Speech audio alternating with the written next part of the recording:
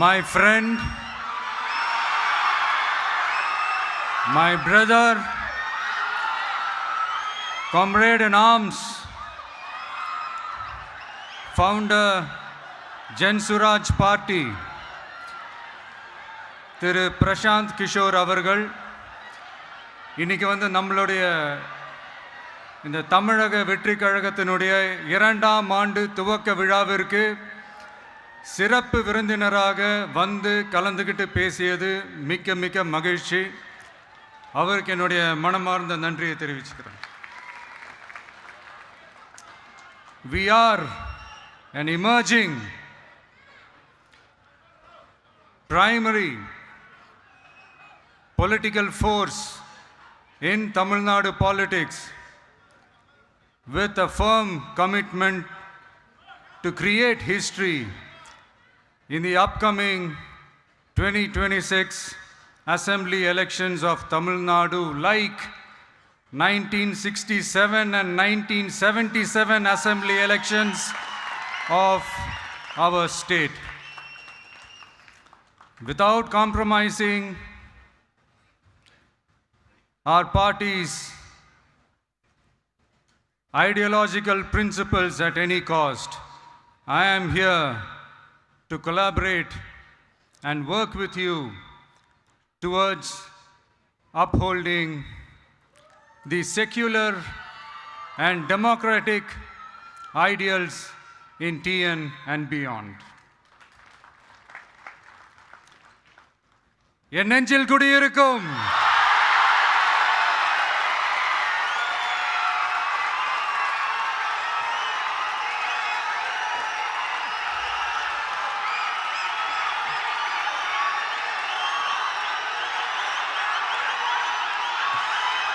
என்னுடைய தோழர்கள், தோழிகள் எல்லாருக்கும் என்னுடைய வணக்கம். வணக்கம் வணக்கம்.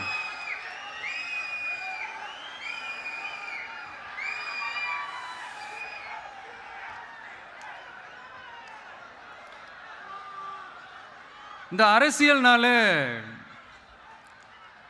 வேற லெவல் தான்ல.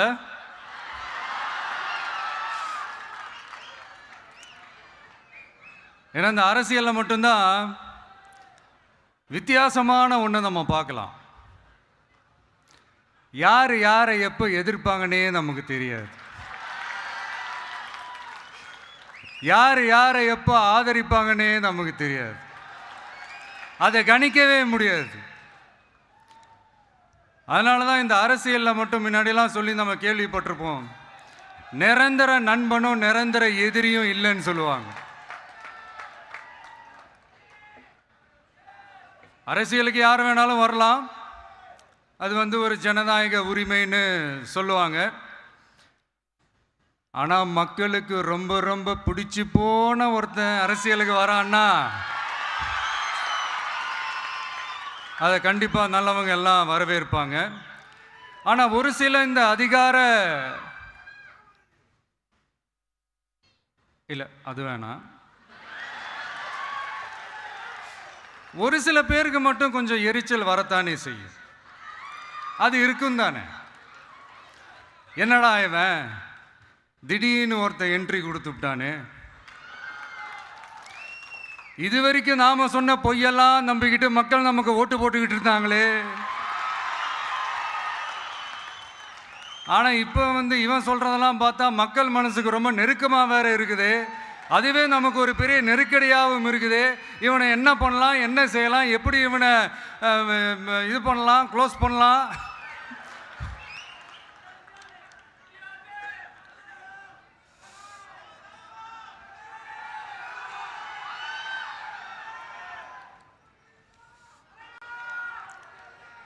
எப்படி இவனை க்ளோஸ் பண்ணலாம், ஒரு கன்ஃபியூஷன் ஒன்று வரும். அந்த கன்ஃபியூஷனில் கத்துறதா கதறதா என்ன பண்ணுறதுன்னு தெரியாமல் வர்றவன் போகிறவன்லாம் கட்சி ஆரம்பிக்கிறான்னு சொல்லி இப்படி ஏதாவது பேச ஆரம்பிப்பாங்க. இப்போ நம்ம ஆட்சியில் இருக்கிறவங்க நமக்கு எதிராக பேசுகிறாங்க இல்லையா, அந்த மாதிரி. இப்படிப்பட்ட ஒரு அரசியல் காலத்தில் கொஞ்சம் கூட ஒரு பயம் இல்லாமல், ஒரு பதட்டம் இல்லாமல், வர்ற எதிர்ப்புகள் எல்லாத்தையும் சும்மா லெஃப்ட் ஹேண்டில் டீல் பண்ணிக்கிட்டு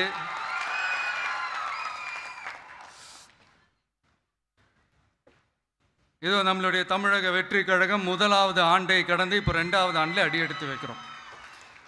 இந்த ஒரு காலகட்டம் தான் மிக முக்கியமான ஒரு காலகட்டம். ஏன்னா ஒரு அரசியல் கட்சிக்கு ஒரு பெரிய பலமே அந்த கட்சியினுடைய கட்டமைப்பு தான். அதுதான் அந்த கட்சியினுடைய ஒரு வேறு மாதிரி, ஒரு அடிப்படை பலமே அதுதான். ஒரு ஆலமரம் மாதிரி ஒரு கட்சி ஒன்று வளரணும்னா அதுக்கான அந்த வேர்களும் விழுதுகளும் ஸ்ட்ராங்காக இருக்கணும் இல்லையா? அப்படி தான் நம்மளுடைய இந்த அமைப்பை பலப்படுத்துகிற ஒரு வேலையை தான் இப்போ நம்ம செஞ்சுக்கிட்டு இருக்கிறோம். தமிழ்நாடு முழுக்க மாவட்ட நிர்வாகிகள் எல்லாரையும் தேர்ந்தெடுத்து அறிவிச்சிட்ருக்கிறோம். இந்த நேரத்தில் நம்ம மேலே ஒரு கம்ப்ளைண்ட், அது என்னென்னா, அதுதான் எனக்கும் புரியல. நம்மளுடைய மாவட்ட நிர்வாகிகள் எல்லாருமே வெறும் இளைஞர்களாகவே இருக்கிறாங்களாம். ஏன் இருந்தா என்ன?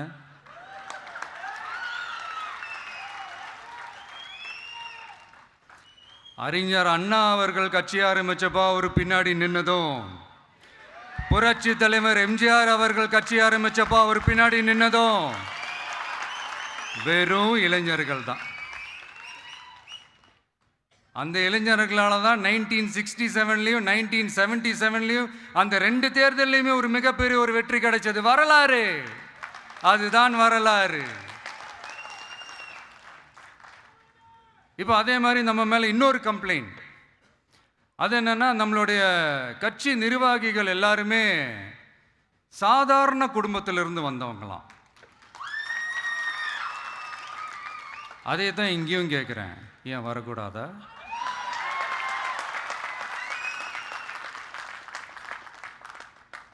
சாதாரண குடும்பத்திலேருந்து வந்தவங்க தான் பெருசாக சாதிச்சிருக்கிறாங்க. இன்னும் சொல்ல போனால் நம்மளுடைய கட்சி எளிய மக்களுக்கான கட்சி தானே. அப்படி இருக்கும்போது நம்மளுடைய கட்சி நிர்வாகிகளும் எளிய குடும்பத்தை சேர்ந்தவங்களாக தான் இருப்பாங்க. நம்மளுடைய கட்சி ஒன்றும் பண்ணையார்களுக்கான கட்சி கிடையாதுல்ல.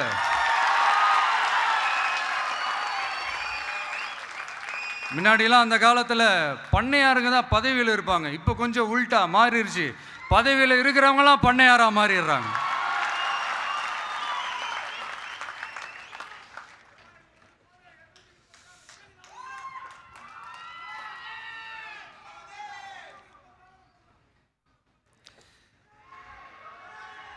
மக்களுடைய நலனை பற்றியோ, நாட்டோட நலனை பற்றியோ, வளர்ச்சிகளை பற்றியோ எதை பற்றியும் கவலைப்படாமல் பணம் பணம் பணம், எந்தெந்த வழிகளில் எந்தெந்த ரூட்லலாம்.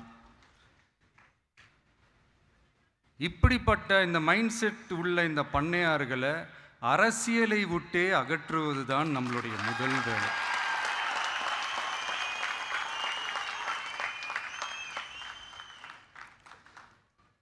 அதை ஜனநாயக முறைப்படி நம்ம செய்கிறதுக்கு தான் 2026 தேர்தலை நம்ம சந்திக்க போகிறோம். அந்த தேர்தலை சந்திக்க ரொம்ப ரொம்ப முக்கியமான விஷயம் பூத் லெவல் ஏஜென்ட்ஸ், BLA அப்படின்னு சொல்லுவாங்க. அது ரொம்ப ரொம்ப முக்கியம். ஏன்னா நீங்கள் பார்த்தீங்கன்னா தமிழ்நாட்டில் அந்த பெரிய பெரிய கட்சிகளுக்கு தான் அந்த BLAலாம் ரொம்ப ஸ்ட்ராங்காக இருக்கும்னு சொல்லுவாங்க. ஒரு அப்ராக்சிமேட்டாக ஒரு 69,000 பூத்ஸ் இருக்குது. அது எல்லாத்துக்குமே பூத் ஏஜென்ட்ஸாக நம்மளுடைய கட்சி தோழர்களை தான் நியமிக்க போகிறோம். கூடிய சீக்கிரமே பூத் கமிட்டி மாநாடுன்னு ஒன்று நடத்த போகிறோம். அன்னைக்கு தெரியும் தமிழக வெற்றி கழகம் எந்த ஒரு பெரிய கட்சிக்கும் கொஞ்சம் கூட சளைச்சதில்லைன்னு. அன்னைக்கு தெரியும் தமிழக வெற்றி கழகம் தமிழ்நாட்டில் முதல் சக்தியா, முதன்மை சக்தியா, பவர்ஃபுல்லாக இருக்குதுன்னு அன்னைக்கு ப்ரூவ் ஆகும். இப்போ புதுசாக ஒரு பிரச்சனை ஒன்று கிளப்பி விட்டுட்டு இருக்கிறாங்க, மும்மொழி கொள்கை.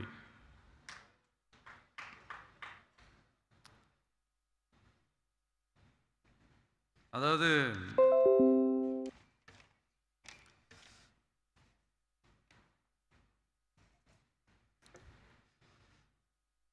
இதை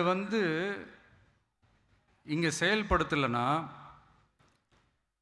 இந்த கல்விக்கான நிதியை நம்மளுடைய மாநில அரசுக்கு கொடுக்க மாட்டாங்களாம். இந்த எல்கேஜி யூகேஜி பசங்க சண்டை போட்டுப்பாங்க தெரியுமா, அந்த மாதிரி கொடுக்க வேண்டியது அவங்களோட கடமை, இங்கே இவங்க வாங்க வேண்டியது இவங்களுடைய உரிமை. ஆனால் இவங்க 2 பேரும் இங்கே எவ்வளோ சீரியஸாக ஒரு பிரச்சனை ஓடிக்கிட்டு இருக்கு. இவங்க 2 பேரும் அதாங்க நம்ம ஃபாசிசமும் நம்ம பாயாசமும்,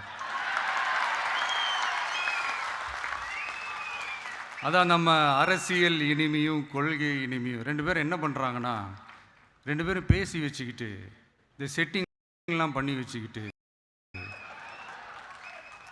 மாற்றி மாற்றி சோஷியல் மீடியாவில் ஹேஷ்டேக் போட்டு விளையாட்டுருக்குறாங்க.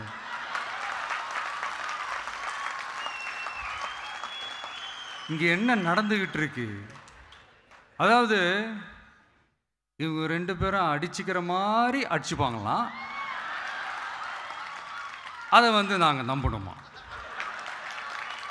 மக்கள் நம்பணுமா? What bro, it's very wrong bro.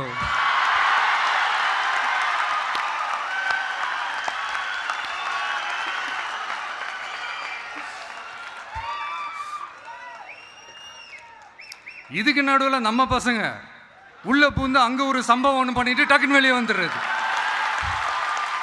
TV K for TN அப்படின்னு சொல்லி.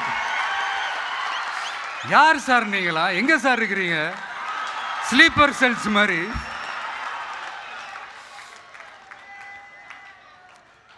அதனால இதெல்லாம் மக்களுக்கு நாம சொல்லி புரிய வைக்க வேண்டிய அவசியமே கிடையாது. அவங்களுக்கே தெரியுதெல்லாம் எவ்வளவு பெரிய ஒரு ஏமாத்து வேலைன்னு. நம்ம ஊர் சுயமரியாதை ஊர், நாம் எல்லாரையும் மதிப்போம். ஆனால் சுயமரியாதையை மட்டும் யாருக்காகவும் எதுக்காகவும் விட்டு கொடுக்க மாட்டோம். நாம் எல்லா மொழிகளையும் மதிப்போம், அதில் மாற்றுக்கிறதே கிடையாது.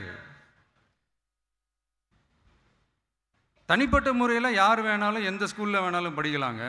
உனக்கு எந்த மொழி வேணுமோ, எப்போ கற்றுக்கணுமோ, உனக்கு எப்போ தோணுதோ கற்றுக்கலாம். அதெல்லாம் அவங்கவுங்களோட தனிப்பட்ட ஒரு உரிமை. ஆனால் கூட்டாட்சி தத்துவத்தை மீறி மாநில தன்னாட்சி உரிமைக்கு எதிராக ஒரு மாநில அரசின் மொழி கொள்கையை, கல்வி கொள்கையை கேள்விக்குறியாக்கி வேறு ஒரு மொழியை வலுக்கட்டாயமாக திணிச்சா, அதுவும் அரசியல் ரீதியாக திணிச்சா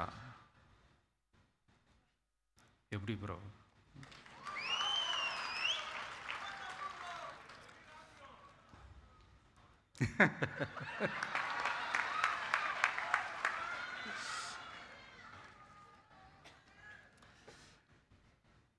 அதனால் நம்மளுடைய தமிழக வெற்றி கழகம் சார்பாக நாமளும் இந்த பொய் பிரச்சாரங்களை எல்லாம் புறம் தள்ளிவிட்டு இதை நாங்கள் உறுதியாக எதிர்ப்போம்.